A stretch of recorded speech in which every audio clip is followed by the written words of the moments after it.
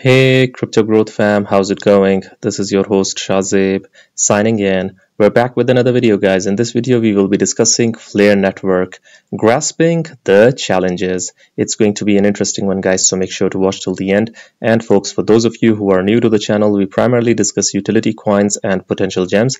If you're interested in any of that stuff, then subscribe the channel and hit the notification icon for regular videos. And you can also support the channel by becoming a Patreon, so do check that out as well, only if you're interested. And folks, keep your assets safe, and for that you guys can check out the Crypto Growth exclusive discount offer on Decent. Decent is convenient, safe, and secure. You can check out their biometric wallet, which has got an astonishing $50 off. And you can also check out their biometric wallet 2x package, guys, which has got an attractive $129 off, only if you follow the link in the description box below. By the way, folks, Decent supports 3,000 plus of your favorite coins and tokens, and it supports 50 plus blockchain mainnets. I personally prefer storing the assets in a cold hardware wallet, so do check out Decent and be safe. Anyways, guys, now let's see what's happening with Flare and its community in real time. So, guys, this is from official Hugo Fillion X handle. Let's see what this is about. September 21st. Hugo Fillion has reposted this. In just 2 minutes, you can grasp the challenges Flare Networks addresses and its full stack solution for builders. So let's see what this is about. We don't want legal guarantees. We want software guarantees. Yeah. We want guarantees that come from the theory and the practice behind decentralization. We want for our systems to be as secure as, proof of stake. And so that's where the idea behind building a layer one, where the oracles are part of the chain and secured in the same way as the chain is secured. Guys, this is true. Flare Network, being a layer one blockchain, has its own mechanism for oracles.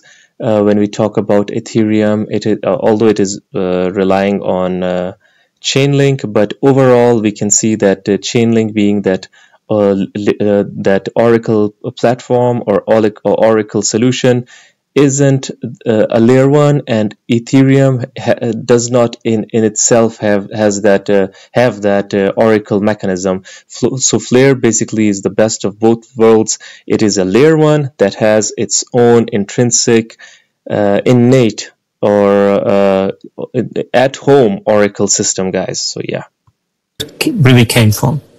This is where security comes from, by the way. And we have two core oracles. One is called the Flare time series oracle. That's for time series data, which for all intents and purposes is price data. Yeah. And the Flare data connector. So that's for Web 2 data and Web 3 data. So we can prove onto the chain an event from another blockchain like Bitcoin, Ethereum, and L2.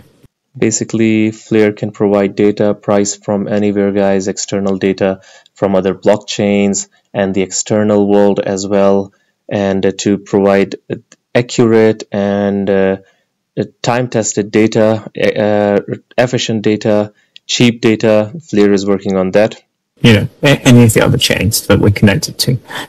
We can prove an event from Web 2 API, like indeed the outcome. Yeah, talking about Web 2 APIs, guys. Web 2 means the real world data, the digital realm, maybe like the internet, or like an example over here, like the outcome of a sporting event, and if Flare needs that, it can bring that on chain as well. Of a sporting match, or the outcome of the debate. So the outcome of a debate, like Donald Trump, the statistics and everything, if they need it, they can bring it. So we could potentially take the Fox News, anything from the real world, Web 2 basically. So, we could potentially take the Fox News or the ABC or news scores on the debate, and we could settle something based on the aggregation of those scores. And we can do that on Flare using EVM smart contracts, because it's an EVM layer 1. Yeah, using EVM layer 1, as Flare indeed is a layer 1. So it is providing a whole package, guys, one stop for everything, a whole package, complete package. And we can do that where the data is secured by the weight of stake on the network. And this is fundamentally not the case with existing oracles. So this gives the competitive edge to Flare network in comparison to other existing oracles, guys. So this was the challenges that Flare networks is trying to solve. Lovely to meet you, Tina, and thank you for your kind words about Flare. I am sorry that so much of the industry is a bit pathetic. To clarify, there is no date set for F assets on Songbird yet. So guys, this clear stuff over here. There's no time or date set because I got a lot of comments which ask for date. So this is coming straight from the founder that they haven't truly set a date for F assets on Songbird yet. You know that it is going through this testing phase, beta phase. It will launch when it launches. Basically giving timelines. I have seen, guys, if you remember correctly, we've covered WhatsPay as well. If you remember, WhatsPay promised the WhatsPay chain back in December 2023, I think by the end of the year, Q4 2023, right? And when it failed to deliver, guys, you know how much bash the entire team got. And up until this point, guys, they haven't truly launched their chain. So if they promise something which they cannot deliver and they set standards, guys, that is primed for failure, in my opinion, guys. So I really like where Hugo is going with this. I know a lot of people will be disappointed that what kind of an answer this is, that it will launch when it launches. Isn't it a bit rude? He should answer and give us dates, but I think this is the best way to go, guys. So he replied to Tina over here. What is Tina saying? Okay, so wrapping up Token 2049 Singapore, I have to say it didn't live up to the hype. It felt a bit off and even cringeworthy at times. Most attendees seemed more interested in the parties than the tech. There were promotional models in skimpy outfits pushing wallets and exchanges while guys flocked to them like seagulls. So this really, everyone has got their own perspective, guys. We've seen most of the people shill out of Token 2049 and these events, but guys, this should be about the tech and not just glamour, guys. To be honest, we should know what the teams are doing, what the latest techs are in the world of blockchain. This isn't good. I ended up next to an obnoxiously loud wannabe CEO who was praised for his partying skills. For 30 minutes, I couldn't escape his attempts to raise $100 million for a crypto project. Okay, he also mentioned wanting to befriend. Okay, so woman, implying that we shouldn't objectify the woman, guys. And I saw Hugo say as well that in these events, objectifying is a part and parcel, which needs to change. This culture needs to change, implying that it would help him network with his billionaire acquaintances and gain access to exclusive parties as they were only interested in quick flings. Does that sound like a trustworthy CEO? Unprofessional, and it gave me pump and dump vibes, to be honest. On a positive note, guys, okay, so let's hope that it is positive for Flare. On a positive note, meeting the Flare Networks team was a highlight. Okay, so this is awesome, guys. True builders who were genuine, hardworking, and truly passionate about what they do. And guys, this is indeed missing in this space. Genuine people who are working hard behind the scenes and passionate about what they're doing, guys. Most of the times you see these constant shills of a crypto project on X. It might do pumps as well here and there. But guys, we do not see that maturity from these teams, from these communities most of the time. Just mere speculations. Anyways, I had a great conversation with Hugo Fillion, who emphasized that building something innovative takes time, especially when you're choosing the road less traveled. Yeah, this is true, as they say that the higher the peak, the better the view, guys.